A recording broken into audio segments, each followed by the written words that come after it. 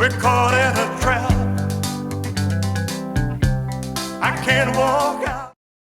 Hello everyone, this is Mr. Laubach. In this video, I want to quickly go over the powers of Congress. Now, before we talk about the powers, just a little background information. Remember, Congress, we have two chambers. We have a bicameral legislature. That means we have a Senate and a House. The Senate has 100 members. Each member serves 6-year terms, and each state gets 2 senators, no matter how big or small the state is. The House, on the other hand, has a total of 435 members, and they are divided up according to population, and they serve 2-year terms. So a larger state like California has over 50 House members, and then every state gets at least one. So a state like Wyoming only has 1 House member. So the general duty of Congress is to make laws, but they do other things.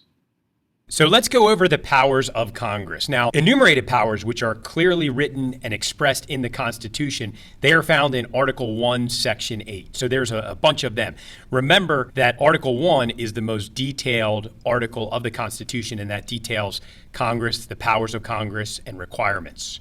So let's go over some of the enumerated powers. Congress has the power to raise and collect taxes. So remember, any bill or law that deals with creating a tax must begin in the House of Reps. Congress has the power to raise, levy, and collect taxes. Congress also has the power to borrow money on the credit of the United States. So we all know that our federal government is in a lot of debt because they have borrowed money, and the federal government owes money to various creditors. Congress also has the power to regulate commerce. So Congress regulates interstate commerce, meaning commerce between the states. So commerce between Delaware and Pennsylvania is regulated by the federal government.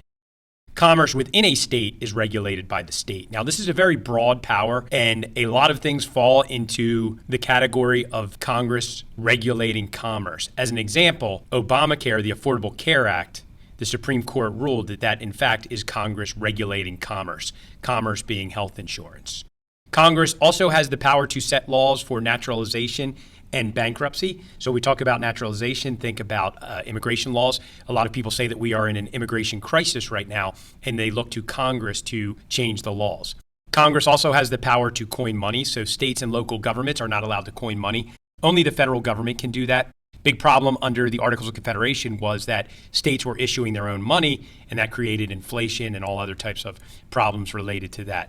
So also, whenever there's a new coin or a new face on a dollar bill, that must be approved by Congress. So Harriet Tubman will be on the $20 bill. Congress approved that. Congress also can set the rules and regulations for punishing counterfeiters. Earlier on in our nation's history, counterfeiting was a big problem. As a matter of fact, the Secret Service was first established to look for counterfeiters. Post office. Congress has the power to establish the post office and postal roads, and Congress closely oversees the U.S. Post Office. Congress also has the power to set copyrights and patents. Copyrights are for intellectual property, so a book or a poem or a song that would fall under a copyright umbrella. And patents are on invention. So an invention, a mechanical item, that would gain a patent. So Congress sets the requirements and criteria for copyrights and patents. Congress also sets up the courts.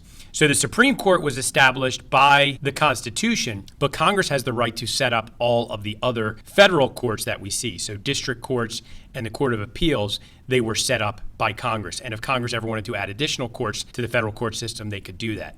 Now, state courts are set up by state governments, and the Constitution allows that under federalism. Congress also has the power to declare war. So only Congress can declare war. Now, the president can use military action when he sees fit, but the official declaration of war, that must be done through Congress. And the last time the U.S. Congress declared war was World War II. So things like the Vietnam War and the Korean War and what was happening in Afghanistan and Iraq, they were not actually officially declared war. Congress also has the power to establish and maintain a military and National Guard. They make rules and allot funds for the military and the National Guards.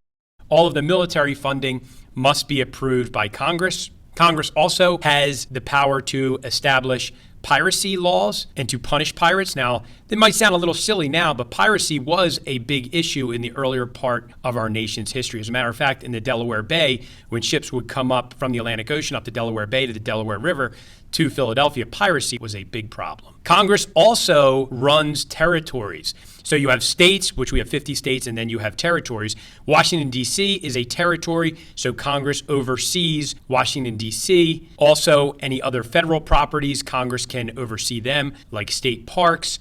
Other territories would include Guam and Puerto Rico, so Congress has the right to oversee those territories. So those are some of the major enumerated powers in the Constitution. Now, as you can see here on this last bullet, there's something called the Elastic Clause or the Necessary and Proper Clause, and it outlines what is known as implied powers. So these implied powers are not detailed specifically in the Constitution, but Congress has the power to use its implied powers. So as an example, setting the minimum wage, environmental laws, internet laws, regulating firearms, discrimination laws, these are all things that Congress has the power to make laws about. And the idea behind the Elastic Clause is these are powers that are not detailed, but they help to carry out the enumerated powers. That is why the framers made this disclaimer of sorts in the Elastic Clause. I hope this information helps. Let me know if you have any questions about congressional powers.